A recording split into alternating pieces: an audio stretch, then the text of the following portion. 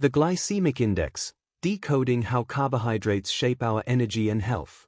In an era where nutrition advice often feels contradictory and overwhelming, one concept has quietly maintained its relevance across decades of dietary science: the glycemic index, GI. First developed in the early 1980s, the GI offers a way to classify carbohydrate-containing foods based on how quickly they raise blood glucose levels. While it may sound technical, the underlying idea is simple and surprisingly powerful. At its core, the glycemic index helps us understand not just what we eat, but how our bodies respond to it. Carbohydrates are the body's primary source of energy. When consumed, they are broken down into glucose, which enters the bloodstream and fuels our cells. However, not all carbohydrates behave the same way. Some foods, such as white bread or sugary snacks, cause a rapid spike in blood sugar, followed by a sharp decline. Others, like lentils or oats, lead to a slower, more gradual increase. The glycemic index assigns a numerical value to this response, typically on a scale from 0 to 100. Foods with a high GI, 70 or above, are digested quickly and cause rapid spikes, while low GI foods, 55 or below, are digested more slowly, resulting in steadier blood sugar levels. This distinction is more than academic.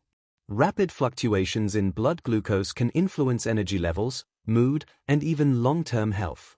After consuming high GI foods, individuals often experience a quick burst of energy followed by fatigue, a phenomenon sometimes referred to as a sugar crash.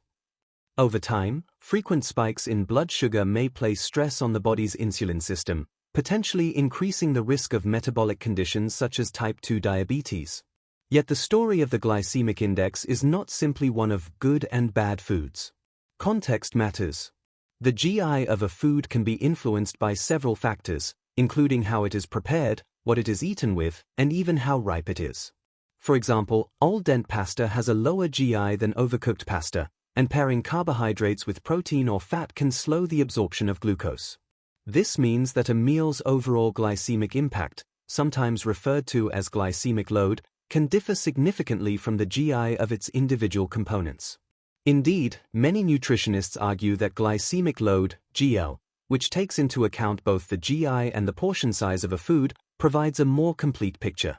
A food might have a high GI but contain relatively little carbohydrate per serving, resulting in a modest overall effect on blood sugar. Watermelon is a classic example. Despite its high GI, its glycemic load is relatively low due to its high water content. The glycemic index has found particular relevance in managing diabetes, where controlling blood sugar is crucial. Diets that emphasize low GI foods have been shown to improve glycemic control and may reduce the need for medication in some cases.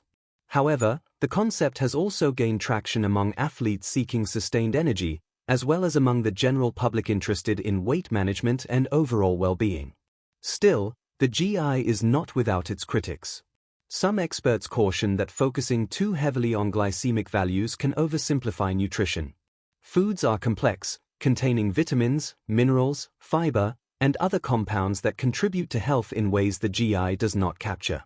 Chocolate, for instance, may have a relatively low GI due to its fat content, but this does not necessarily make it a healthy choice in large quantities. Similarly, some high GI foods, such as potatoes, can be part of a balanced diet when consumed appropriately. Ultimately, the glycemic index should be seen as a tool rather than a rulebook. It offers insight into how foods affect our bodies, but it does not replace the need for a varied and balanced diet.